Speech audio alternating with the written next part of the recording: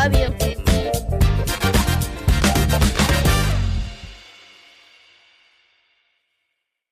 Okay, everybody, welcome to another episode of Brad and Mira for the Culture, this podcast's weekly pop culture assessment. I'm Brad Listi, and I'm joined as always by my friend and co-host, Mira Gonzalez, for the Thanksgiving edition of Brad and Mira. Hi, Mira. Hello, Brad, and welcome to our lovely listeners to the Thanksgiving edition of the podcast. So, Brad and I have decided that at the top of episodes, we're going to start doing little previews. So, preview of today's episode. Here are the celebrity stories we will be covering. Kate Beckinsale claims that her daughter's boyfriend laid 2 eggs. Tara Reid wheeled out of a Chicago hotel bar claiming she was drugged. Kevin Spacey says he's not actually homeless despite prior claims. And what is Ozempic penis? Well, you'll find out. I can't wait. Very exciting. It's very exciting. So please tune in. If you get to the very end of the episode, email us and let us know. We're not sure how many of you are listening all the way through, but you better be or we'll be mad. Letters at otherppl.com is the email address. Hit us up. So today's episode is brought to you by Abrams Books, publisher of Open Wide, the latest novel from Jessica Gross, a recent guest here on the program. Open Wide is a novel about obsessive love, and it's kind of a combination of psychological realism, dark comedy, and surrealism. The main character is like an increasingly obsessive radio host who is in a new relationship, and she gets so just completely fixated on her boyfriend that she climbs inside of his body. We've all had that urge. So again, it's called Open Wide. It's by Jessica Gross. You can listen to her episode. We had a good talk. And then you can read her book or vice versa. It is available now from Abrams Books. And then I want to give a quick plug to Deep Dive, my company. Deep Dive is a learning platform that creates in-depth courses for people with curious minds. The biggest sale of the year is now just days away. The Cyber Monday sale on December 1st and December 2nd. All Deep Dive courses, Mira, are going to be 50% off. 50. 50. That is one half, people. That is a big sale. Yeah, for like 48 hours. So first thing on December 1st all the way through 11:59 p.m. Pacific time on December 2nd. You can get everything half off. And that means bundles. That means each individual course. They make great gifts, and you can send Deep Dive courses as a gift. You just select Send as a Gift at checkout, and you can pick the day and time when you want the course to be sent to your recipient's inbox. So it can be delivered on Christmas morning if you so desire. Check it out. It's all at www.deepdive.audio. So what's the Brad update besides your lovely Deep Dive courses, which everybody should be checking out? Well, Mira, I went to see a Grateful drag show. Oh, yeah. So let's talk about this. It was the Grateful Dead cover band, but drag. Yeah, it's called Bertha, the band is. And why is it called Bertha? Is that a song? Yeah, Bertha is a very beloved song. It's a Jerry song. Ah. Was often played in the first set. Aren't they all Jerry songs? No, there's some Bob Weir songs. Oh, right. Bob Weir. Forgot about him. An occasional, like Brent Midland, the keyboard player, some Pigpen songs back in the day. But he's like the Ringo of the Grateful Dead. Well, I mean... Right, in Octopus's Garden in the corner. Yeah, they sometimes like the keyboardist would sing a song and everybody would go get a beer or go pee. But they didn't do any of the keyboardist songs with the drag group, or did they? No, it was I went with Gene and I went with Angry Adam, Gene Morgan and Angry Adam. Gene got the tickets. He sort of deserves credit for making this all happen. He was like, we're going to go see this. And so we went out to, it was in Highland Park at this place called The Lodge. I don't know if you've ever been there. Oh, yeah. So we were there and the band comes out and everybody's in drag, right? Then there's 2, I think, females. And then Like the guy in the middle was like in drag. The drummer was in drag. Oh, so it wasn't all dudes in drag. There were some girls in the band also? Yeah. As far as I know. I mean, it's a little hard to tell, to be honest. It might just be really good drag. You never know. I'm pretty sure there's 2 females in the band. They're from Nashville, is I think what I read. And they come out and they start playing, and it was amazing. Yeah, I'll bet. Like that sounds amazing. Like drag cover bands are generally amazing. Yeah, I was like standing next to Gene and Adam, and I like looked at them, and I was like, I think these guys are better than the Dead. Like, it was. I feel like this is the Dead that you should see, Mira. We've been talking for as long as I've known you about getting you to some kind of Dead show or like Dead related show. And I think this is the thing. It's the only one that's ever sounded appealing to me. Like that's like, okay, like a Grateful Dead drag show that I could see myself at. That I feel like I could like really belong at. But like regular Grateful Dead show, like, I don't know. But like, was the audience like younger or like more gay than a Grateful Dead show generally? Or was it like the same? I think it was a little bit gayer, and I think it was a very interesting cross section of people. Like everyone from like the young 20-somethings who like maybe got into it because of the Dead and Company or something, to like literally people in their 80s who were like in this kind of small section at stage right, and they were all seated in chairs, like they were out like for a night. Wow. Yeah, that's beautiful. Yeah, I mean, listen, that's where things are. The baby boomers have been with this band since like the 1960s. But like drag queens, they're like, all right, like we've been in this band since the 60s. Like, let's give the drag cover band a try. Like, hell yeah.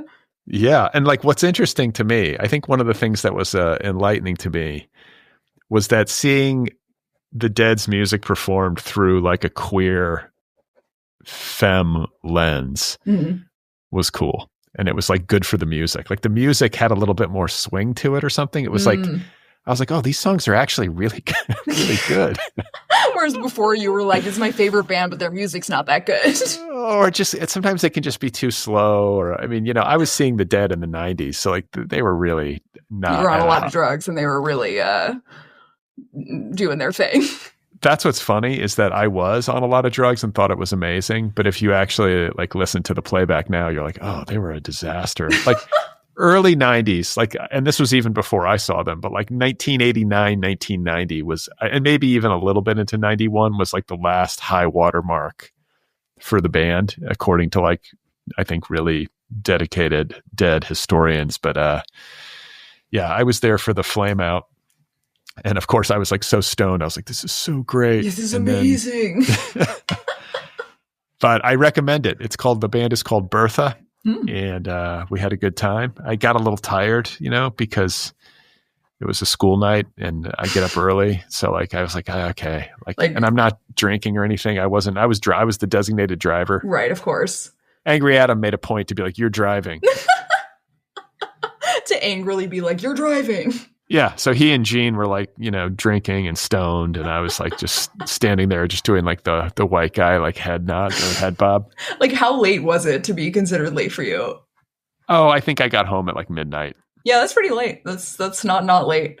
I occasionally, but I'm getting to the age where it's like, nah, I don't want to be out that late. I'm not interested. I'm already at that age. Like, someone's like, oh, it's gonna last till midnight. I'm like, fuck, like that sounds like a nightmare.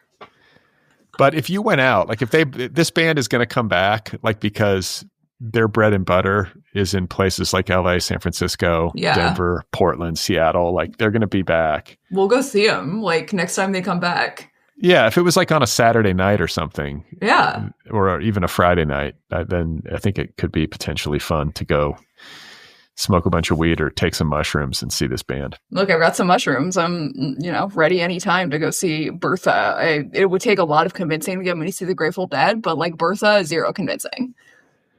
Is there any drug you don't just like have at your house, Mira? Every time I talk to you, it's like, oh, I've got muscle relaxers. I've got edibles. I've got vapes. I've got joints. You know what? There's a lot of drugs that I wish I had in my house that I do not have in my house currently. So it's like a pharmacy.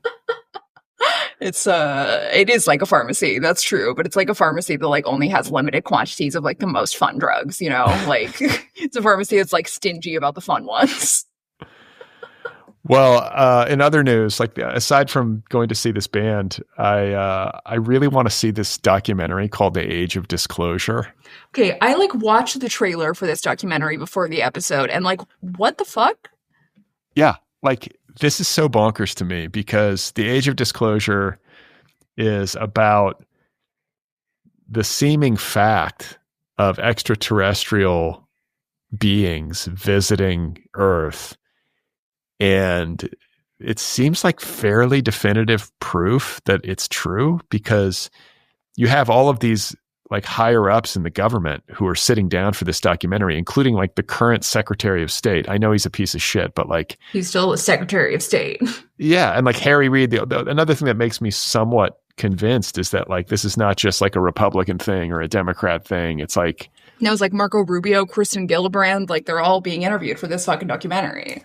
Well, right. And like Harry Reid, who's dead now, the former Senate Majority Leader from Nevada, I think he was like the tip of the spear on this. Like he wanted this information to be publicly known. But like the gist of this documentary, and again, I haven't seen it, but the gist from what I gather is that aliens have definitely been here and are definitely like observing us on some level. Like they're flying around and checking out our nuclear facilities and, you know, evading our weapon systems. And then occasionally like they've crashed, like their aircraft have crashed. What the fuck? Into the Earth. And there have been apparently like alien biologicals like gathered. And there's been a decades long cover up in the government to keep this information from the people. And there's been like a subterranean kind of Cold War happening between China, Russia, and the United States, like a race to reverse engineer the recovered technology from alien crashes so we can have like some sort of leg up with weapon systems or intergalactic travel or whatever it would yield, you know, but like it's so bonkers. And I feel like this is happening and everybody's just kind of carrying on with their day. And it feels like the kind of thing that should just stop traffic.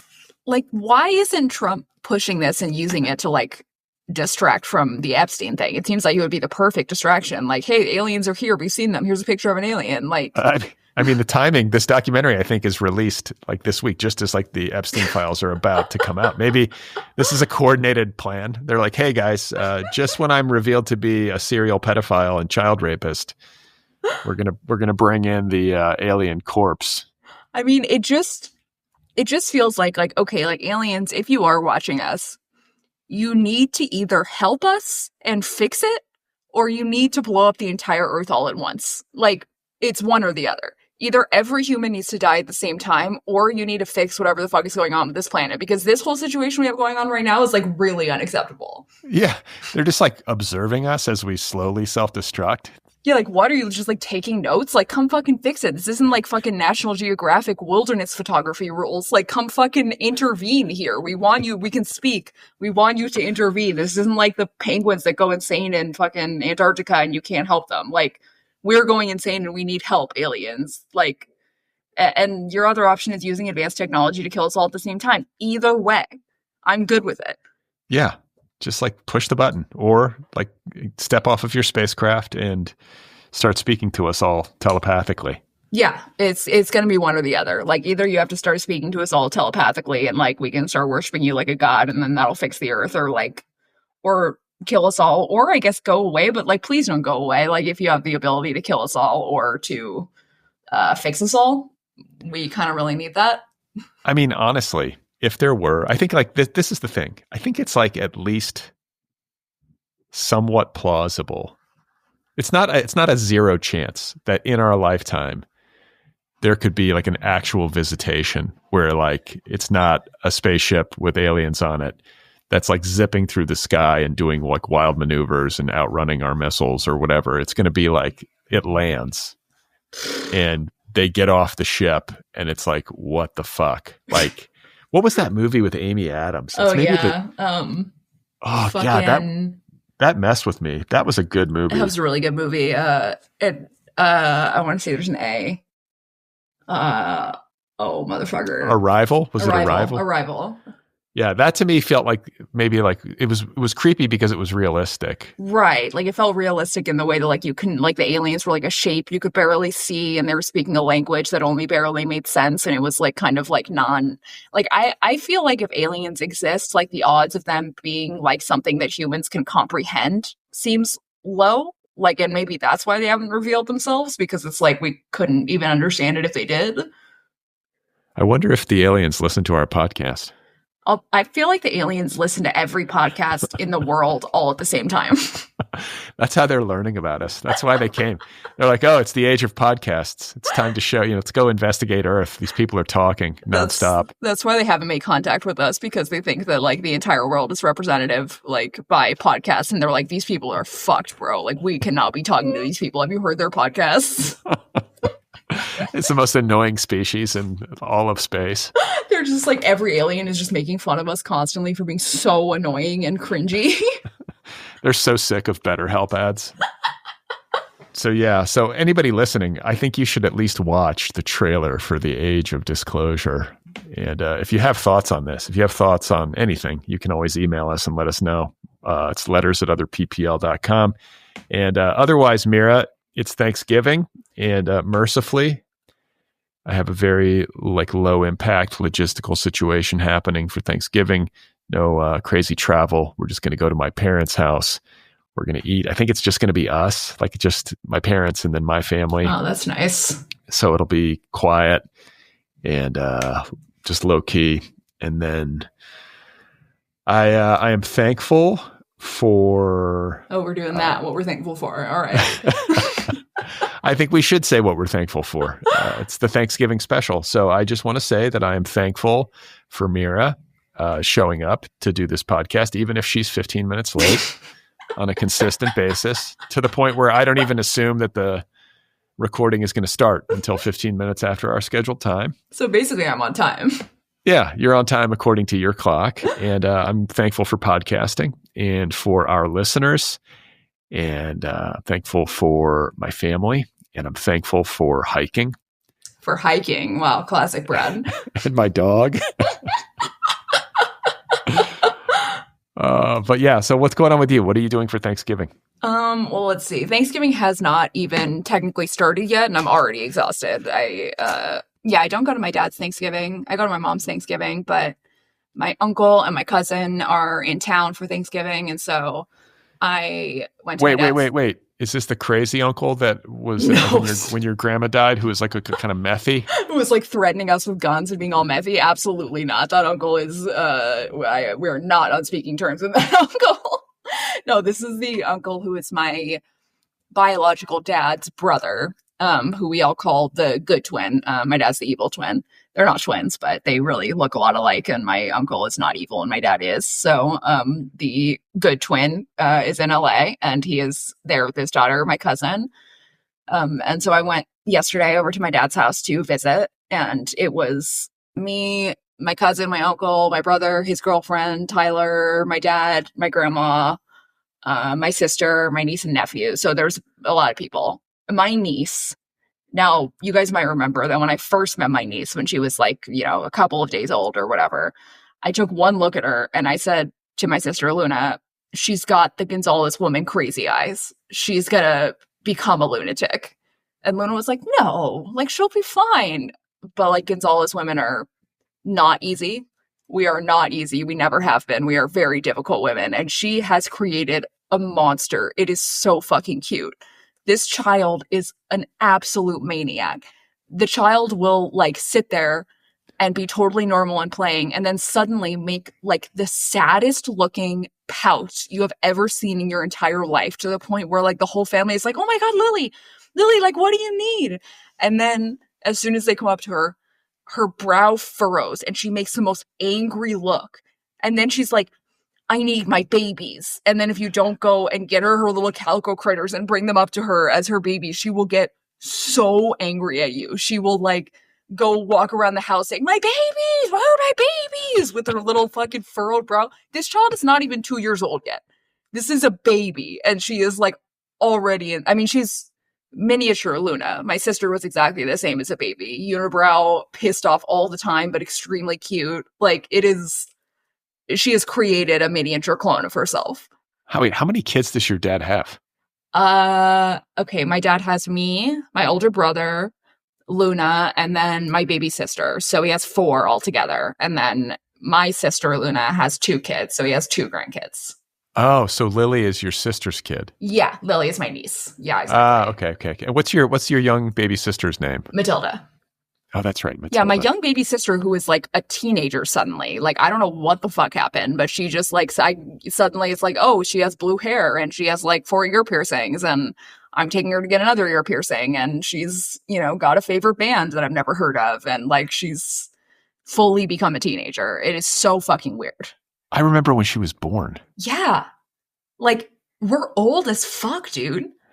Like, I remember the day that she was born. Like, I have a photo of it. Like, it was not that long ago. I raised her from 1 month old until she was like 3. Doesn't even remember it because she's a whole adult now. She's not even grateful. Not even grateful. Ungrateful little bitch. And apparently, she's a very talented trumpet player. Just learned that. I don't know what the fuck. She just busted out a trumpet and started playing it. And I was like, what the fuck, Matilda? Like, since when can you play the fucking trumpet? Like, I'm fucking old. I'm old. I don't feel like the trumpet is a girl instrument. Like, typically. Like, not to gender these things, but I don't know that many women who are like, yeah, I played the trumpet. I mean, I don't know a single person who plays the trumpet, period. Like, besides Matilda. I feel like Flea from the Red Hot Chili Peppers started as a trumpet player. Did he? Yeah. Huh. Well, I mean, then there's Flea, I guess. She also plays the flute, but like trumpet is like her main shit, I guess. Like I like tried to just make the trumpet make a noise and I couldn't do it. It's not easy. It's not easy. It's crazy. You have to have like a lot of fucking breath. It's really insane. But besides that, I will be doing Thanksgiving first at Natasha's house for drinks and then at my mom's house. I am in charge of a pie every year, and I have not been told what pie I'm in charge of yet, which is very stressful. So I'm going to have to figure that one out today because I need to get the ingredients for it. What is your THC intake on Thanksgiving? I mean, like you say that as if I'm keeping track. I just like, I'm like, oh, I'm going to go outside and smoke a joint. Oh, does anyone want to smoke a joint? I want to smoke another joint. Okay, I'm going to take an edible now. All right, I'll take another edible. I mean, it is like, if there's any holiday where you're supposed to be as stoned as you possibly can, it's Thanksgiving. I basically just pack an infinite amount of edibles and just kind of go nuts. I read something about this. Like it's becoming in the age of like legal weed. Like I think it's called like green. Oh, they're branding it now. They're branding it like these weed companies are shrewdly like latching on and be like, yeah, getting really high at Thanksgiving is like a family tradition, and like there's some sort of thing about how like people like every year, like quote unquote, take a walk after the meal and like smoke a joint. And I'm like, shouldn't you be getting high before you eat? Isn't that like that's what I always heard is before. Like, it's like you go on like a walk with your cousin around the block and like you come back and you're stoned and then the turkey is ready. I feel like is your entire family high? Like your parents, everyone? My family does not really like weed that much, except for Chuck. Chuck and I are both like just stoned out of our fucking minds for all of Thanksgiving. We're like just sitting there like red-eyed, just like fucking as high as a person can possibly be. But besides that, like nobody. Well, I think that you and Chuck clearly have some sort of neurochemistry. We must. I'm kind of jealous, to be honest. I mean, you should never be jealous of my neurochemistry, given how insane I am. I'm on several other medications besides weed, so I don't know if you want to go that far. No, but just these people, I don't want the rest of it. But just this weed thing where like there are certain people who can smoke weed and it's like no big deal. It just makes them a little bit happier and they're kind of better versions of themselves. And they like it just makes my thoughts a little bit calmer. Like it makes me like not jump off the walls quite as much as I normally do. I mean, I've literally never had a bad experience with weed, ever. Not even as a teenager. Like I've gotten really, really stoned before, like so stoned that I was like falling asleep and like whatever. But like it's never been like bad. I've never been like, oh, I'm paranoid and freaking out. Yeah. You have like a limitless tolerance. Yeah, pretty much. I mean, like the thing about weed that I think a lot of people don't quite understand is that like there is like, you can only get so high. There gets to be a point where it's like you can't really get any higher. It just makes you high for longer. But, I do want to be high for longer. So I always will just add on to that for funsies. You've hit the threshold. It's like you're traveling at like the sound barrier or whatever. Traveling at like light speed. Yeah. You can't go any faster. You can't get any higher. I mean, like if my hypothesis is correct and there is a limit, like I've reached it many, many times in my life, I'm certain. Yeah, if I get even like a quarter of the way to that point, I'm a disaster. Yeah, you would be high for days. Or just like dysfunctional. Like I just can't function. Yeah, you would be dysfunctional, like completely, as opposed to me, who is dysfunctional pretty much all the time, and the weed doesn't really make a huge difference. Yeah, you can't really mess this up anymore. Yeah, it's like what? Like I don't function anyways, so I might as well be stoned. So you are clearly thankful for weed. I mean, it's got to be right at the top of your list. I would imagine. I'm going to say weed is at the top of the list for what I'm thankful for. And then what else am I thankful for? I'm thankful for the hummingbird who visits us named the mayor and his wife, girl mayor. I'm thankful for the twink at Sephora who recently recommended me my new favorite foundation. It's been a life changer. And I'm wait. Why? What does this foundation do for you? It just really goes well with my skin. It doesn't get ever cakey or patchy. It's light. It is buildable. It doesn't make me break out. Is it non-toxic? Probably not, but maybe. Yeah. I mean, it's got SPF in it also, which I like. I'm on that. I don't know how this happened. I guess because I stop and like watch this stuff, but I'm now on like the everything is toxic Instagram algorithm. Oh no. It's a nightmare. Are they talking about like EMF waves and shit too? Oh, it's just like, I don't want to go grocery shopping anywhere. Whole Foods is corrupt. Sprouts is a disaster. Trader Joe's is poisoning you. You should only shop at farmers markets. You got to soak your fucking fruits and vegetables in this water vinegar mixture. What the fuck? To get rid of, I mean, again, if you shop organic and local at a farmer's market, you're probably going to be all right. But it's that. All right either way. Just wash your fruits and vegetables. I get, but I mean, like, does anybody really? Maybe they rinse them briefly, but like, I'm talking about like soaking in this water vinegar mixture for like 5 minutes. That's insane. That seems just like a paranoia that is like gonna make you lose your mind. And then, yeah, I'm getting all these ads. Like the next thing, because all these companies are sprouting up where it's like, wait, do you use a traditional toothbrush? Because you're getting 80,000 blah, blah, blah of microplastics into your body every year from your plastic toothbrush head. What you need is this toothbrush made of bamboo. Or there's like another one that's like the commercial on Instagram is literally like some guy in Africa, like a tribesman, like brushing with the stick? With the stick. Yeah. And it's like, no, you need the stick. And it's like, I'm sitting there going, do I need this? Like, the stick is kind of cool, honestly. Like, it's like you want to brush also, but like the stick was used for many centuries, like in exchange for brushing, and it did help a lot. But like, I think it's good for like whitening. But like, I don't know if a dentist would recommend. Like, I would just go ask my dentist, frankly. Yeah, but you know what? Western dentists are going to be like, oh, please, just use the fucking toothbrush. Like, none of these guys are that crunchy. Yeah, but like maybe that's indicative of like a not needing to be that crunchy. Yeah, and how do you even measure how many like, I don't understand. There's like a limitless quantity of microplastics like leaching off. How do you know the microplastics are coming off in your mouth? Like, how are they measuring that? We're eating a credit card every day. Like, basically, I think there's an entire economy that has been created and that seems to be flourishing based on the premise that like literally everything is toxic. I mean, they're not wrong, but it's like what are you gonna do about it?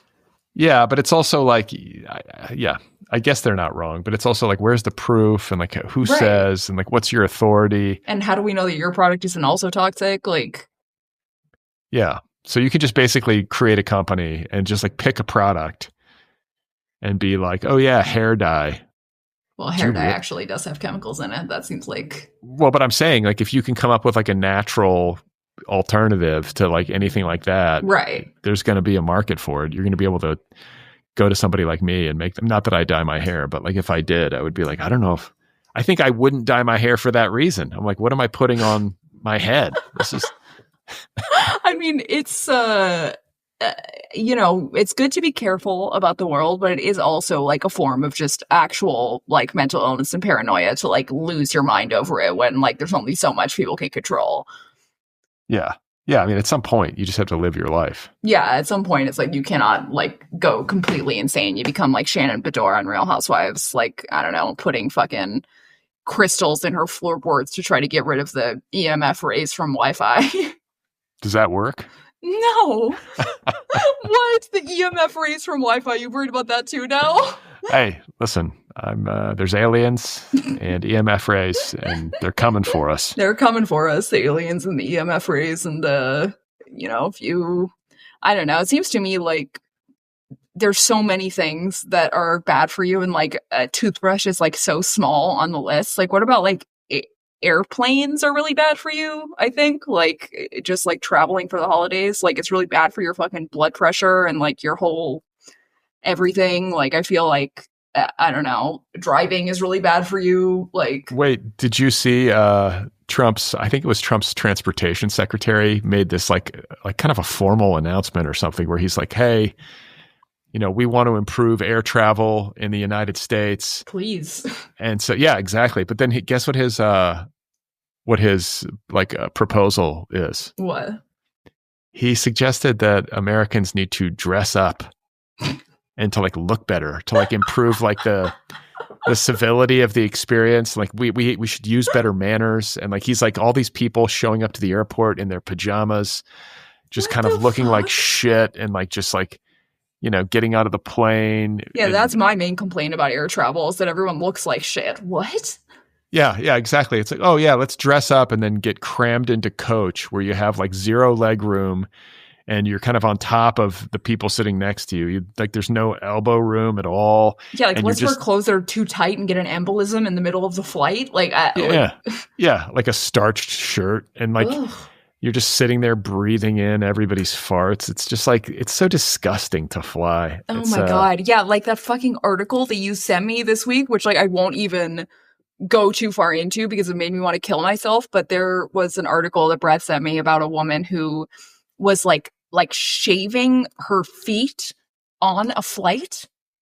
And like, if that were me, like I would kill myself in front of her on the airplane is what I would do. It was like a shaving, not like with a razor. It was like some shaving sort of, like her heels. Yeah, like her dead skin. Oh, I would kill myself in front of her. Like I would like stab my eye with the plastic fork. I think that's a capital offense. Like you should be able to just throw that woman off the plane. Yeah, just give her a parachute maybe and say good luck. Yeah. Like don't kill her, but like put her in a parachute, give her some brief instructions on it, like how to pull the ripcord, and then she's out. Yeah, that's got to be the punishment for doing some shit like that. Because it's like, I don't care what you wear, be comfortable, but like, be showered, be wearing closed-toed shoes, and do not shave your fucking dead skin off of your foot mid-flight. Yeah, exactly. It's not that hard. Like, wear whatever you want. I think you should dress for comfort when you're flying because it's already so hideously uncomfortable to fly. No one's even notice if you're wearing a cute outfit. Yeah, like, just whatever. But like, shower. Like, be clean. Yeah, like shower every day, I'm going to say. Like just take a shower every day. Just shower yourself. Yeah. Like in general, not even just for flights, but like definitely for flights. I feel like we're always dressed to fly, Mira. We're always in our sweatpants, just like ready. It's true. I'm always ready. It's like, they're like, oh, dress nicely. And I'm like, okay, great. I'm going to wear a sweatshirt and some leggings like I always fucking do. Like dress like you would for work. Yep, that's what I'm doing. Yeah, exactly. I feel like I'm a dream passenger. Like I'm the guy you want to sit next to. I'm not going to talk to you. I'm not going to be unfriendly, but I'm not going to sit there and like jabber at you. Yeah. I always have like a contained situation with my carry-on bag, and I'm usually just kind of sitting there quietly. I don't eat at all on a flight unless it's an international flight longer than like 5 or 6 hours. Not even like the little cookies they give you or whatever? I don't eat on flight. I don't like to eat. It's not an environment that is appetizing to me. I just don't think I'll eat when I get off the plane and I've had a chance to like take a shower and like rinse. Yeah. Eating like a meal on a plane has never felt good for me, except for when I was flying to Europe in like first class and they were giving us like the most delicious food of all time. And we were like in our own little pods. That was kind of fun. But wait, when did you flew to Europe first class? Yeah, it was really fucking, I like got like, they were doing some kind of ad in Italian Vogue where they had a bunch of like artists have a dinner together at a winery and they like put us in fancy clothes and did her makeup and photographed us. And like, I got flown out to Spain for free somehow via this. And they flew us out. Maybe it was like business class, but it sure felt like first because it was on a European airline. So they had like a cheese cart and shit like that. You're like, wow. I was like stoned out of my mind. Like, yes, I will have some cheese from the cheese cart. Thank you. Oh, mimosa? Don't mind if I do. So I don't think there's any angry Adam. No angry Adam. He's at his in-laws, which makes me feel like he should be angrier than normal, but I guess no angry Adam this week. So I'm angry about that, Adam. Yeah, he's failed us. And then really, really quick, just at the top of the episode, rest in peace, Udo Kier. You were a real one. Brad does not really know who Udo Kier is, so if you want to send some really angry messages, letters@otherppl.com. He was a real one. My grandma worked on barbed wire and did the costumes for it. And we asked her one time if she had ever interacted with Udo Kier. And she said, well, there was this one guy on set. He was real weird, just a real strange guy. He was nice enough, but he was real fucking weird. And we were like, yep, grandma, that is Udo Kier. How did this guy miss me? I don't know. He's in everything. Like, he's like I'm sure I've seen him. You'd recognize him if you looked at him. He's been in like a million different things. So, starting our stories for today, I'm sure all of you have been waiting with bated breath since the preview at the beginning to hear about Kate Beckinsale claiming that her daughter's boyfriend laid 2 eggs. Okay, so wait a second. Yeah, let's hold up. Let's think about this. She made a public statement that her daughter's boyfriend laid 2 eggs, like eggs with a shell and like a yolk inside. Yeah, so she was on the Jimmy Kimmel show, and she said that her daughter's boyfriend laid 2 eggs in a week. Okay. She said that he went to the bathroom and then was very surprised to find that he had laid an egg. It had a shell and a yolk, and it came out the route that it would come out a hen. What does that mean? Yeah. Okay. So that is a great question. Did the egg come out of his penis or did it come out of his asshole? Because I would say that neither is correct for a hen. Yeah. No, there's something called the cloaca. Cloaca. Yeah. It's also known as the vent. And it is a sort of Badussy for hens. It is a hole. By the way, this is like, I don't like eggs. I'm a vegetarian. Eggs, they smell weird. They smell terrible. They're disgusting. Like, what are we doing eating these things? Like, it doesn't make any sense to me. I don't get it. And then the idea of like a man who is dating your daughter going into the bathroom and shitting out an egg. And then they're like, oh, it had a yolk inside. So then he fished it out of the toilet. Would you just leave the egg in the toilet? I mean, if I laid an egg, I'd be picking it up. Like, look, I laid a fucking egg, you guys. Like, this is like evidence. No one would believe you otherwise. If my daughter was dating a guy who laid an egg, I would immediately force her to end the relationship. You would call the police. You would be like, somebody fucking arrest this man. He laid an egg in my toilet. He has a cloaca. Brad, do you know what Badussy means? Isn't that like, it's like some sort of combination of butt and pussy and butt, ass, dick and pussy. But yeah, I think I could have figured it out. Yeah. So hens have, they don't have a vagina. They have a Badussy called a cloaca. And it is a multi-purpose opening where both eggs and shit exit. See, all the more reason not to eat eggs. These things are coming out of an opening in these birds that is like filled with feces. And by the way, like, I still am not clear. Like, Kate Beckinsale is serious. She's on the Jimmy Kimmel show. Was this a bit? It sounded like she was being serious. Like, she wasn't, and it would be a crazy thing to just like make a joke about out of nowhere. To just be like, I'm gonna make a funny joke. Oh, my daughter's boyfriend laid an egg. That's really specific. I feel like it's irresponsible of her to go on television and start making these claims. Like, what the fuck? Nobody, like, human beings are not biologically capable of laying eggs. I mean, it does seem like if it's true, it's got to be a fucking medical anomaly, and he probably should be in a lab being studied somewhere. How do you shit out an egg and not be like screaming also, or have an egg come out of your penis? Like, and if it comes out of your asshole, how does it come out intact? Like, wouldn't it get crushed on the way out? They claimed that it had a yolk inside of it, like a hard-boiled one, like it cooked inside of him. Okay, so imagine your daughter's boyfriend goes into the bathroom to use the toilet, comes out holding a fucking egg that he claims came out of his butthole. And you believe him. And you believe him. And then you're also like, well, crack it open. Let's see what's inside. I mean, like, this whole thing is so foul. Oh my God. Jesus fucking Christ. I mean, if her kids are playing, like her daughter and his boyfriend are playing a joke on her that she then took all the way to the Jimmy Kimmel show, like, props to them. That's really funny. And if it's not a joke, then, like, I want them all arrested. Like, I want them to be put in prison.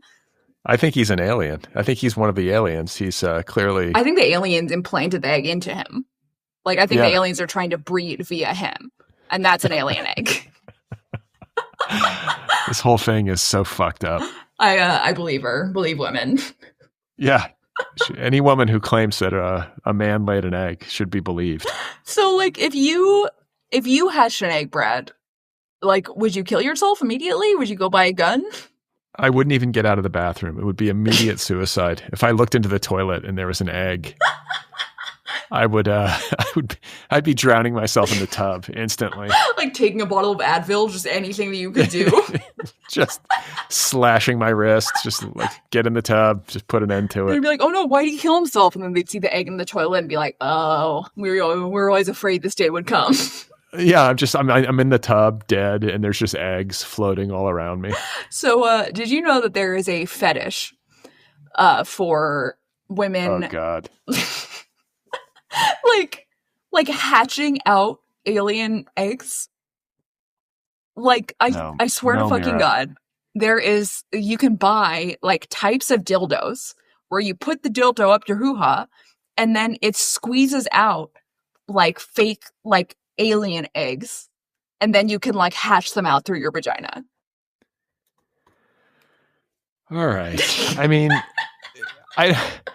human beings are just endlessly crazy. Like, I will never understand like kind of the outer limits of like fetish, like sexual fetish, and who is getting off on this. Like, hey, would you mind putting these fake eggs in your vaginal canal and then excrete them for me? Who was the first person that had that fetish? Like, that is like so like, now that there's like infrastructure for the fetish, I guess some people could like develop it more easily, but being the first guy to have that fetish, that's crazy. Don't kink shame them. Don't kink shame them. Brad secretly has this fetish. That's why he's so overcompensating with his hatred for eggs. It's like, yeah, I hate eggs. I would never want someone to lay an egg near me. Yeah, it's all a front. So our next story has to do with Tara Reid, who recently laid 3 eggs. Is it Tara or is it Tara? I never know. That's a good question. Tara or Tara? I'm going to say Tara? I think it's Tara. Yeah. So Tara Reid, as far as we know, has not laid any eggs yet, but she was wheeled out of a Chicago hotel bar claiming that she was drugged. Yeah, she was drugged. She drugged herself that's the story. So the photos of her like in a stretcher and then her kind of like falling out of a wheelchair, drunk looking or like, drugged looking. I mean, she could have been drugged. It's possible. I think she roofied herself, didn't she? I mean, or it's possible she roofied herself. I mean, like a little Xanax and a lot of drinks will do pretty much the same thing. Her claim. That's what I mean. She doesn't look well. Like, right? No. She looks like she's been boozing. Like she looks like she drinks like 2 bottles of Pinot Grigio every night with dinner. You know what I'm saying? But then it's like, okay, if she drinks 2 bottles of Pinot Grigio every night with dinner, then why were they wheeling her out of the hotel? Shouldn't she have like kind of been able to like handle the amount of alcohol that she was drinking without being like wheeled out? Well, I mean, no, but she's probably on benzos or whatever else. She's probably taking the pills herself. I mean, people do get drugged all the time, though. It's true. Like, does that? But this is the thing. Does it really happen, or is it one of those things where, like, oh, they're putting razor blades in candy bars? No. That's real. Like, that really happens. Like, I've had many friends who have been drugged. Like, many. Like, I have a friend who was drugged twice at the Abbey. You're kidding me. No, seriously. It's like, it is a teach your daughters, teach your sons. It is a real fucking thing. Like, keep an eye on your drink. Do not leave your drink unattended. People drug people all the time. So wait, you had a friend at the Abbey, which is a gay bar in West Hollywood, like a kind of like the gay bar in West Hollywood. It's what Pink Pony Club is based on. Yeah. So gay man. Yeah. Yeah. Gay man got drugged twice at the Abbey, 2 times. The Abbey is like people will warn you about the Abbey because people get drugged there so often. Why? I don't understand this. Like, people will drug someone and then the person passes out and then they sexually violate them. Yeah. Being attracted to men is fucking dangerous. It's like it's dangerous. It's kind of like the egg fetish thing. Like, who wants to have sex with someone when they're inanimate? Bill Cosby? I often think about, there was one Bill Cosby victim who said that she was drugged by Bill Cosby, but she was like, I had done a lot of drugs in my life, so I knew what it felt like. So I just fucking exited the bar as soon as I could feel that the drugs were working. Right. But it's like, I mean, if you're already drunk, you can't really like spot what those drugs feel like until afterwards, where you're like, oh, I guess I'm just completely blacked out and I'm fucked. Like, you just do not fucking remember. It's terrifying. I'm telling my daughter that she's not allowed to like even drink water in public. Like, no beverages. You can't drink any beverages in public. I mean, yeah, like if you want her to be extra safe, yeah, like I would tell her at least like keep her hand over her drink if she's not looking at it. Good Lord. What kind of fucking society are we living in? And like, this is happening a lot? Yeah, like all the time. It's happened to girls that I know. It's happened to dudes I know. I've seen it happen. Literally, I was in a bar one time and I saw a stranger, like a girl who was there alone, and like a dude was with her and she was just like really kind of out of it. And I just like got a bad feeling and I went up to her and I was like, I like pretended to be her friend. I was just like, hey girl, like what's going on? Like you want to like head back now? And like the dude was like, it's okay. And I was like, are you her boyfriend? No? Okay. And I like put her in a cab home. Like, clearly drugged. It happens like literally keep an eye out for girls who are like falling down or for dudes who are falling down. Like, the gays are drugging each other, the girls are drugging each other. Men are bad. Men are bad. Men are bad. Moral of the story. It's possible that Tara Reid was in this hotel bar and somebody put some drugs in her drink. It's possible that someone did it. It's possible that she was the one who put her drugs in her drink. I mean, it's hard to say. Certainly what I can say is that she was on a drug. I do not think alcohol did this. Like, almost definitely not. I also think that she's looking pretty rough. I would have to guess that she's probably drinking a lot. She's born the same year as I think. I think she's my age. Oh my God, really? Fuck, dude. And it's making me feel good about myself. Yeah, she's looking really, really rough. And not in like a bad plastic surgery way, just in like she's been drinking and smoking for her entire life kind of way. Yeah, it catches up with you if you do that, like on the regular. It's not going to end well. No. So she's a Gen X icon and kind of a tragic figure. What were the movies that she was in? Well, Josie and the Pussycats. I mean, just an incredible film that I recommend to everybody. Is it good? I don't know. It's like rock. It's like girl rock band thing, I think. Yeah, it's like campy. Like Josie and the Pussycats comes from Archie comics. They were like the band in the Archie comics, and they had like a spin-off comic book. So it's like based on those comic books, and it's good. It's like they try to brainwash the band into, I don't know, doing some like subliminal something or other Manchurian Candidate type of stuff. It's in a very Spice World vein. It's great. All right. And then what else? She was in American Pie. She's in American Pie. She was in Cruel Intentions. She was in Van Wilder, The Big Lebowski. I mean, her best role, The Big Lebowski. Oh, suck your dick for $10,000. That's her only line. It's like the high watermark. It's like the height of her career. It was one of the funniest moments in the whole movie where he's just like, hey, how's it going? I'll suck your dick for $10,000. Right. Bunny.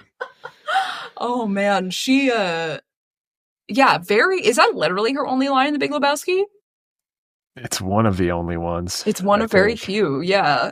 She had a very small yet very memorable role in The Big Lebowski, and then she really kind of fell off. She was in like the Sharknado movies. I kind of always... But those were huge. What? They were? I think they were, like, as a television event. I mean, they're terrible. Like, they're truly terrible, but she probably, like, made good money off of them, I guess. I mean, I kind of, like, always hope for, like, a Tara Reid-essence, but I do not think we're going to be getting that based on this story. She flew too close to the sun, Mira. This is what happens. Oh, hashtag save Tara. So, our next story is about somebody who is probably more pathetic, I would say, than Tara Reid, which is Kevin Spacey. So Kevin Spacey earlier this week said that he was homeless. And now he wants you to know that he is not actually homeless. So something that rich people just fucking love to do is to say that they're homeless when they're actually just like living in a luxury hotel and they're between houses and they're about to buy another house. And instead of renting, they live in a luxury hotel and they're like, I'm homeless. Yeah, I'm homeless. I'm at the Chateau Marmont and I've got a photographer shooting me poolside. Yeah, I'm getting martinis poolside at the Chateau. I'm homeless. Oh no. Imagine staying at a hotel and Kevin Spacey is there. He's just in the lobby, like playing the piano. Oh, God, Jesus Christ. He would be in the lobby playing the piano, too. Just like anything for any attention that he could possibly get. I don't his situation, I think, is actually probably financially dire because of all of his legal expenses. Yeah, but then he's living in a hotel, which can't be great for his finances either. Yeah, like that's the thing. Like I think back in the day, I want to say mid 20th century, like you could live in a hotel. And it was like cheap. Remember that? Or you ever read those stories where it's like, I was living in a hotel? And yeah, right. And people would be like, I was so poor, but I was living in a hotel because I was so poor, or like that. Like, yeah. Now it's like you go to a hotel. It's like if you want to go to a nice hotel, it's like at least like $300 or $400 a night, and that's like not insane. even for. No, I mean like the really nice hotels are like over $1,000 a night. Yeah, and it's like Kevin Spacey wants you to believe he's like quote unquote homeless, but it's like you could just rent a house for like the cost of staying at this hotel for 2 nights. It's just that they don't want to be renters. They'd rather stay at a fancy hotel. I want to say I read that he's like currently like trying to earn a living as like a lounge singer in Cyprus. Oh my God, that is so dark. It's like the ending of Tar. That is insane. A lounge singer in Cyprus. Imagine you're just like on a vacation in Greece, like you're on your honeymoon or something like that, and you like go to some place to like have a drink and Kevin Spacey is on the piano like lounge singing. That'd be so alarming. I want to say Cyprus is a sovereign state, right? Isn't it like a sovereign island nation? And it's like a locus for like financial crime. Oh wow. So a lot of the like Russian oligarchs, I think it's like a place where you kind of like launder money. You kind of park money. Like the Virgin and it's Islands or whatever. Or the Cayman Islands. Right. These places that have these kind of like very strict and like secretive banking laws that like, favor wealthy people who don't want to pay taxes and stuff like that. So it just seems like the kind of crowd that he belongs with. Like it's just an island of corruption. Right, and of there course. He is, like singing like I don't even know what show tunes. Like memories from Cats. Yeah. Memories all alone in the moonlight. He's got to be. He's clearly not a well man. Like I can never shake that documentary about him where like you're learning about his fucking psychotic father. Oh my God, his Nazi father. Yeah, with all the Nazi memorabilia and like then all of these like really horrific stories that like there's just too many of them for it to all be bullshit. There's just no way. And he's just such a deeply evil man himself that like of course he had like a deeply evil upbringing like that. He never had a chance. No. And so I just feel like he is unstable mentally or he's in some sort of like twisted dark psychology, but also like sort of like a psychopathic because he was able to charm everybody and like he put on this kind of veneer of normalcy, right? Yeah. You know what I'm saying? Like, and he's sort of like in the right company, he could be like really charming and like people liked him and sophisticated. Yeah, exactly. And then all of this stuff comes out and the bubble sort of bursts and he loses it all. Like he's got to be like, what's he like to hang out with now? Oh my God, he's got to be so fucking weird. Like so weird. It's just got to like, He probably like slips into his weird like accent that he does, like his what is the show that he was on Netflix where he was the president? Like he probably like slips into that southern accent like in mid conversation, House of Cards, like right, like becomes his House of Cards character, and then just like probably spends the whole time talking about like how like he was actually wrongly accused and he didn't actually do anything and it was fine. Well, he was, that's the thing. He was like an A-list, beloved celebrity for decades. Yeah. And then there was just like this fairly precipitous fall. Like it all, like speaking of House of Cards, like it all sort of crumbled in like the span of like 1 year, really. Yeah. It seems like that's got to be like a really head spinning experience. And like you go from being like out in the streets and people are like, hey man, can I have a selfie? To like, I don't know. I'm sure people still ask for selfies. Like people are, I mean, he probably just disguises himself when he goes out in the street because people would just like yell at him and throw things at him, I would bet. But do they? Like, that's the thing. I kind of feel like he wouldn't. You would throw something at him? No, but I'd yell at him. Yeah, I would just steer clear. He freaks me out. Yeah. Yeah, I don't know. I think I've built up a lot of bravery in my years of being attracted to men. Wait, did Kevin Spacey drug Tara Reid? Yeah, and he's also an alien. I feel like he shapeshifts and he went to Chicago and drugged Tara Reid. No, he shapeshifted into Tara Reid and then like put on a big show about being drugged just so that he could drag down her career to the level that he's at. I mean, it just seems like Tara Reid, not to go backwards, but I just feel like this is somebody who's probably hoping for some kind of like late career breakthrough. Like she probably hasn't given up on Hollywood. Do you know what I'm saying? Like I'm going to have another cycle of success. And then this thing happens that's really humiliating. Oh man. Where she's out of control with booze and drugs and she has to get wheeled out.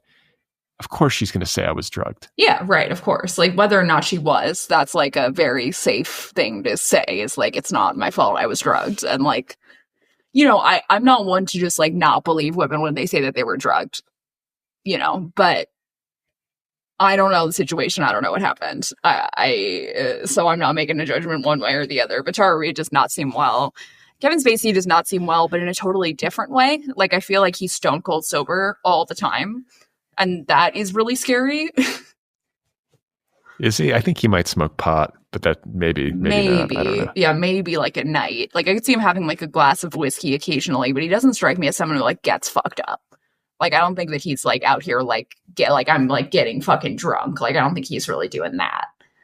I told you that story about him, like, kind of trying to sexually assault my buddy's roommate. Oh. Like, way before the news broke about his tendencies. He did this to a friend of mine, or a friend of mine, where my buddy's girlfriend was waiting tables at a restaurant in Savannah because they went to SCAD. They went to Savannah College of Art and Design. Mm-hmm. So they were college students, and Kevin Spacey was in town filming Midnight in the Garden of Good and Evil. Oh, wow. And he was like, hey, do you know where we can party? He was with his like male assistant. Oh, Jesus. Like I think, or something like that.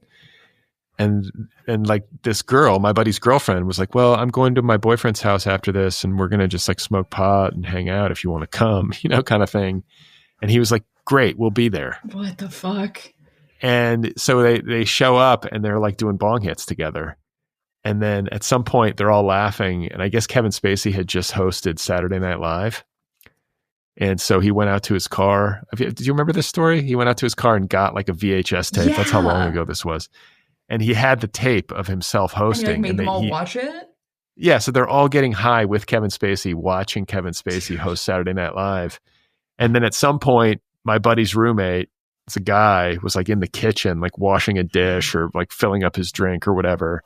And Kevin Spacey like came up behind him and like gave him a hug from behind kind of thing. And he just like turned around and was like, whoa, and like shoved Kevin Spacey. And then Kevin Spacey like ran, if I'm remembering this right, like ran upstairs and like locked himself in a bedroom. Oh my God. And was like crying or pretending to cry. Because this guy was like, my buddy's roommate was like, dude, I'm straight. Get the fuck off me. Like that kind of thing. Oh my God. And probably was like, don't fucking grab me like that. Kevin Spacey freaked out and went up and locked himself in a room, started crying, and then eventually like left in a huff. Like kind of like walked out and stormed out of the house. It's crazy to like lock yourself in a room before leaving in a huff. Like I feel like you should just leave in a huff in that moment and never come back. Well, they were all fucked up. And I guess like after he left, he had written him a note about like, I thought you were interested in me. And like, he wrote like a really melodramatic note to this guy. And I was like, I was talking to my buddy. I was like, do you have the fucking note? And he's like, I don't think so. Oh my like, God. Yeah. Damn. So, you got to save that shit.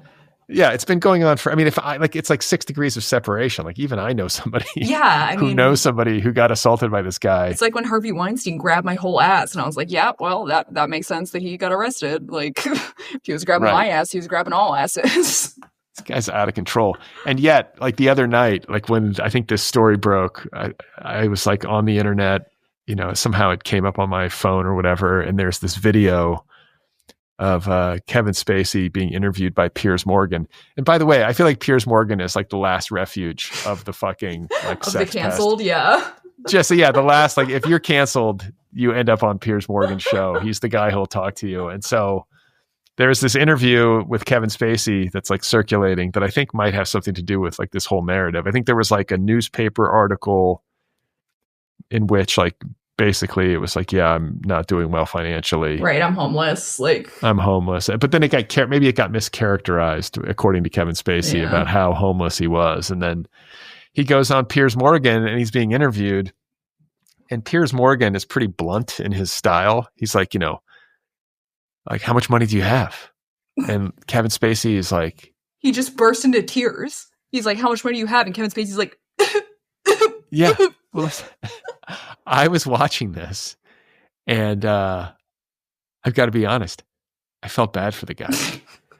I was like, I got like genuinely choked up and sad on behalf of Kevin Spacey. I was like, this poor bastard. Like, he manipulated you from through the TV. He manipulated you. Yeah, I'm like a mark. He has me right where he wants me. Yeah, but he I was absolutely does. Like if fucking like Adolf Hitler was on the Piers Morgan show, being like, I'm so sorry, you'd be like, wow, I kind of feel for the guy. That's sad. It was like an Oscar caliber performance. Just like my pity, you know, like my pity was activated. I watched that video and had the opposite reaction. I was just like laughing, like cry harder, baby. Like fucking like, I was like, good. I'm glad you're fucking crying, you piece of shit. Like Jesus Christ, you should have fucking invested better back in the day when you had $1 bajillion.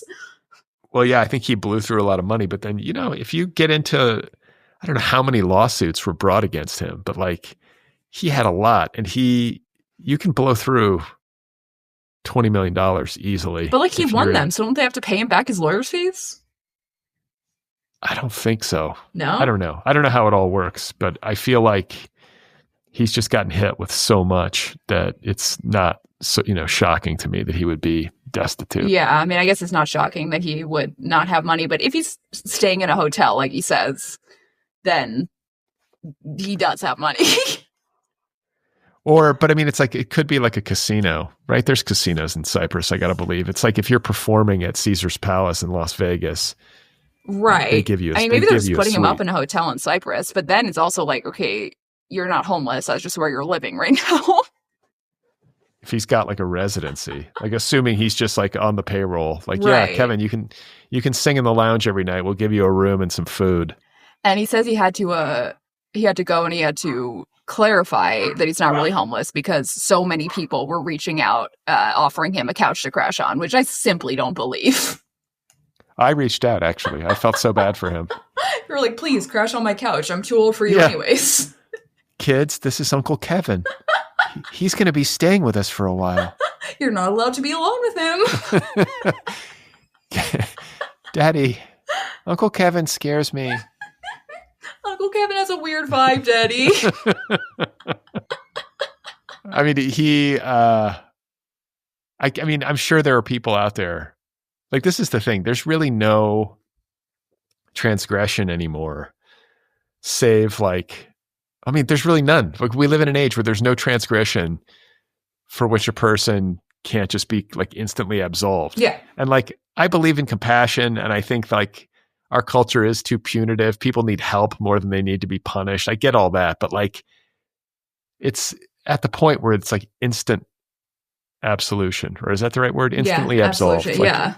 And it doesn't make any sense. It's creepy. And I feel like there are lots of fans out there who probably are messaging him and who think he's somehow a victim. I mean, Charles Manson got married in prison, so I guess it's like... That's right. People have fucking weird predilections for fucking psychos. Like, I cannot even begin to understand it, but like, I guess there could be somebody out there offering a fucking couch for him. So... Do you think Kevin Spacey can lay eggs? I bet you he can. He 100% can lay eggs. He's out here just like laying egg after egg after egg. And the hotel staff is like, bro, why are there so many eggs in your toilet? You got to stop doing that. And he's like, I can't help it. He's in his like House of Cards Southern accent. And he's like, it's called a cloaca. It's kind of like a Badussy. You ever heard of it? It is by Badussy. So our next story also has to do with genitalia, not cloacas or Badussy's, but part of a Badussy.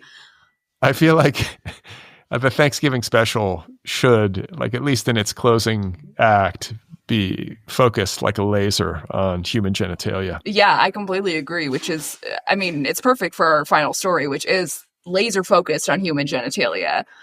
So it's about Ozempic, one of Brad's favorite topics. It's a Ozempic-related disorder called Ozempic penis. Now, Ozempic penis is not a bad thing. Ozempic penis is apparently a good thing. So yeah, like what is it? So I guess when you're very overweight, you can get something called buried... I'm sorry. You can get something called buried penis syndrome. Oh my God. Which is when you are so fat that your pubic areas become so large that you can't really see your penis anymore. And Wait a minute.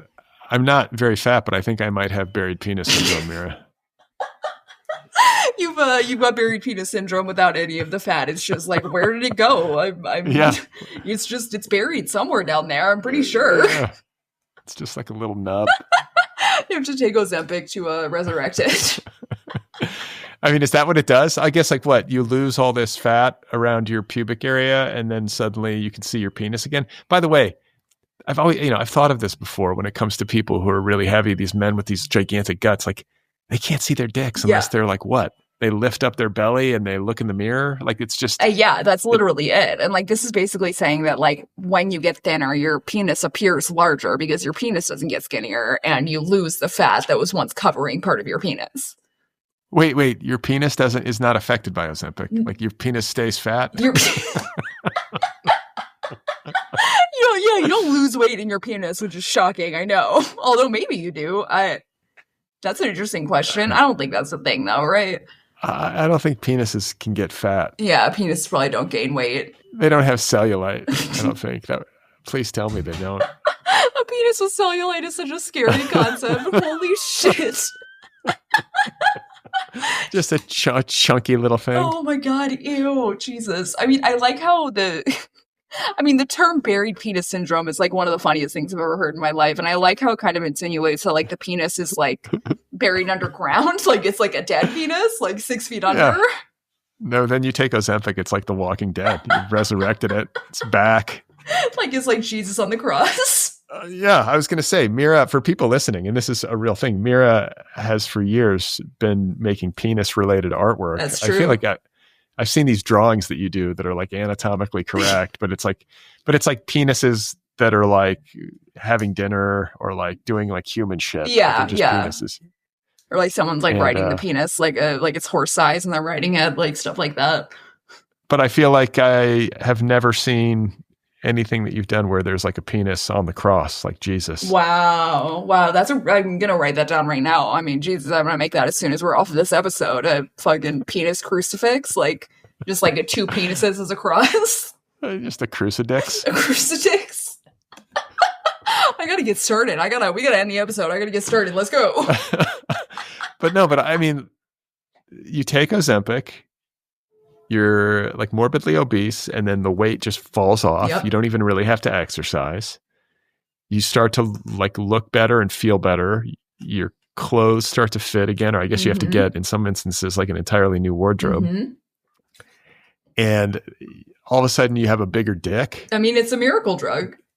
I was going to say, what's the downside of Ozempic? There isn't one. I've looked into this. They've been using it for diabetes for well over a decade. And any negative effects of it are far outweighed by the positive effects of it, by so much. I feel like Ozempic, if I'm a pharmaceutical company and I make Ozempic, I'm kind of leaning into Ozempic penis as a benefit.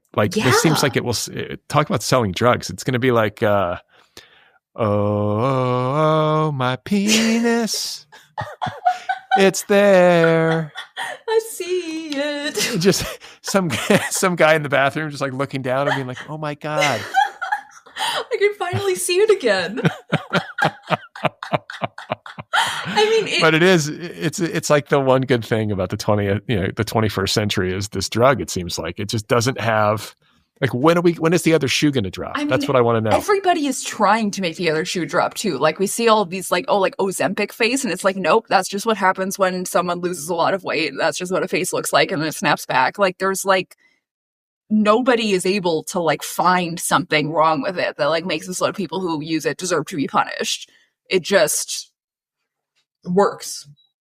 Okay, so not only should the pharmaceutical companies lean into Ozempic penis as an advertising strategy, but I feel like any politician out there who wants to win a national election should add to his or her platform that they will make Ozempic free Bernie for all did Americans. Bernie said he wanted Ozempic to be free for all Americans.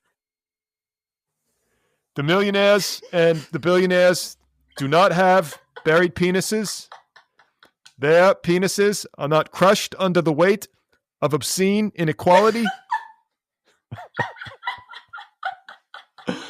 But honestly, especially as more and more of these stories kind of emerge. And then I think I saw something recently where who knows if this is true, but people were I think Michelle Obama's on Ozempic because she did a photo shoot where she looked to have lost a lot of weight. Wow.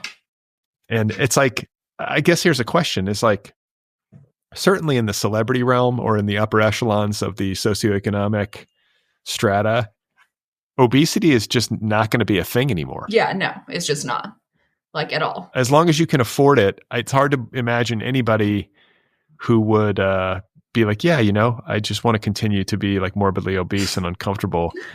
Maybe there are people who are I'm not taking this shit, but I feel like most people, if they have access to it, will take it. I think it's I'm curious as to what beauty trends is going to start because we've never actually had a world in which people have access to medical access to the kind of thinness that celebrities do. Some people just have it genetically, and then other people have to have nutritionists and dietitians and personal trainers and all that stuff. And that was reserved for the rich. But now that people can get Ozempic, I wonder there's going to have to be other standards of beauty that rich people are going to have to apply to themselves to be able to be set apart. And my feeling is that natural teeth, when people get older, natural teeth, having fake teeth is going to be huge because so many of them have fake teeth. And then having a dentist taking care of your teeth well over all that time is going to be a symbol of wealth. Yeah.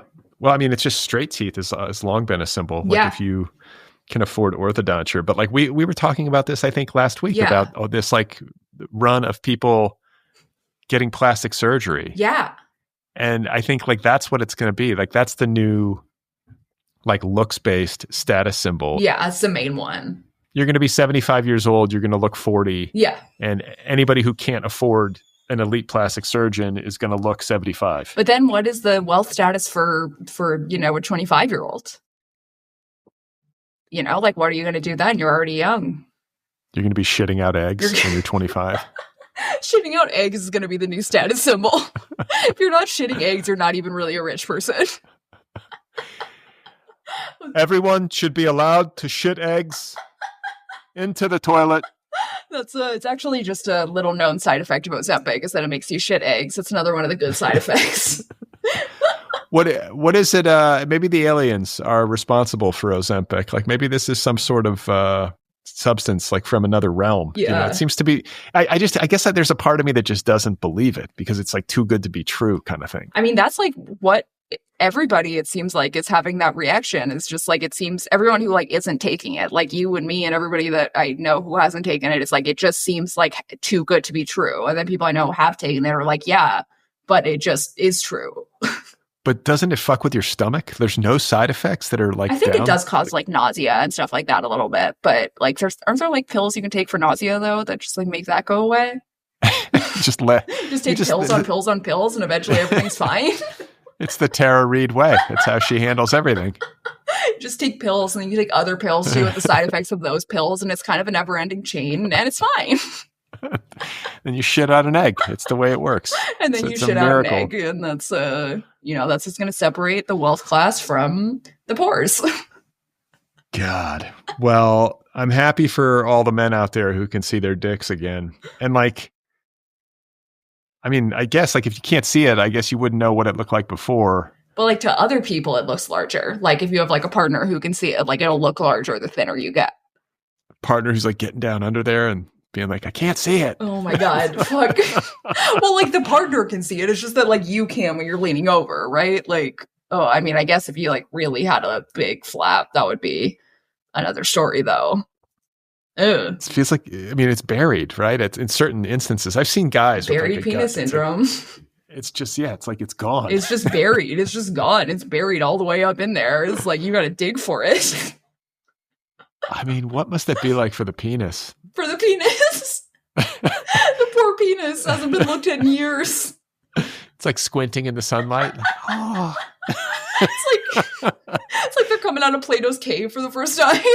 Yeah, I feel like Mira should do like you should do a comic book about a buried penis. Seeing the light for the first time. It's like resurrected, comes back, but then like it comes back and like somehow starts to become a leader to the other penises, and so like the bad penises get together and crucify it. Jesus penis. Jesus. Yeah, that's the name of your. It's going to be huge. It'll be called Jesus Penis. And it'll basically retell the story of Christ, but it'll be all penis characters. Yeah, it's going to be the third in the Passion of the Christ trilogy. Mel Gibson. It'll be like the animated version for children. Mel Gibson as the penis.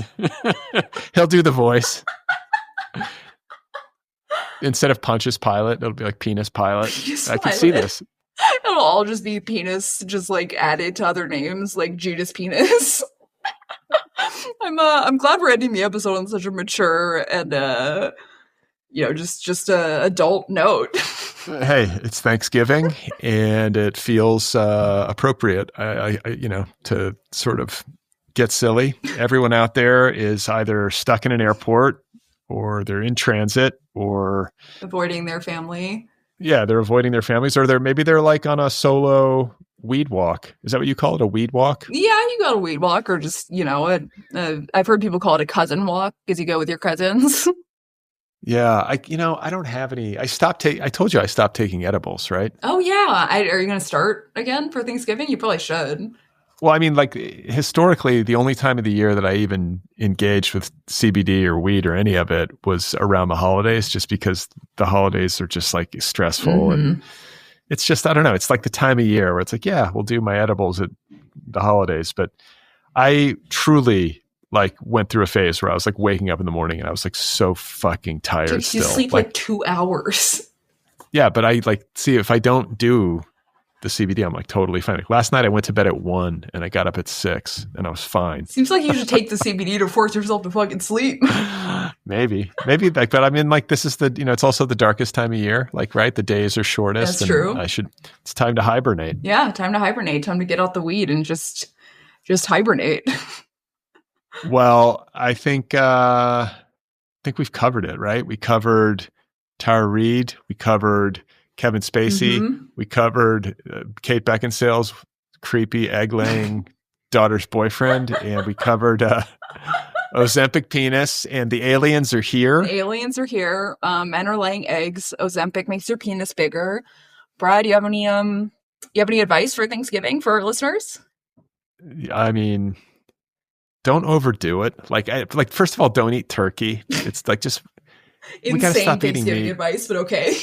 We're barbaric in like 500 years. If we live that long, if human beings are still around, they're going to look back at this time and be like, what were they doing? Eating animals and treating animals like this. They're disgusting heathens. And you can have a perfectly lovely meal without eating the carcass of a dead animal.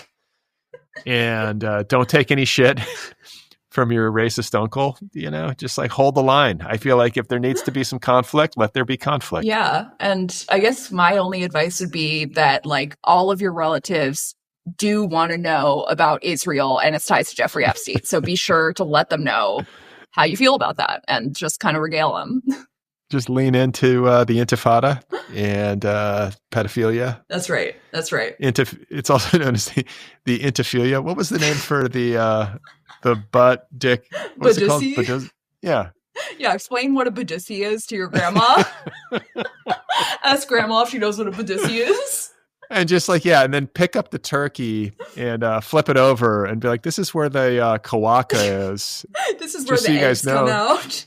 Yeah. Do you realize that this is a multi-purpose hole from which both shit and eggs can come out freely? So this is the turkey's Badussy. It's a magical holiday. Of all holidays, though, I think I do like Thanksgiving because it's not tied to any kind of religious dogma. I mean, it's also problematic because of Native peoples. Yeah, I was going to say it's tied more to like a genocide thing, which is also not great. But I think like just as in practice, like just taking a day off and like having a nice meal and like lazing about is not the worst thing in the world for people to do. Yeah, it's a good holiday. It's like not too consumerist or anything. That's right too. You don't have to get gifts. Yeah. It's just like be thankful. The aliens are here. I'm grateful for the aliens this year. I am so grateful for the aliens and I want them to instruct us. And so if you're out there listening to this podcast, which you almost certainly are with like your mega mind, can you just like telepathically send benevolent instructions to me, to Mira, and to all of our listeners? Amen. Bye-bye.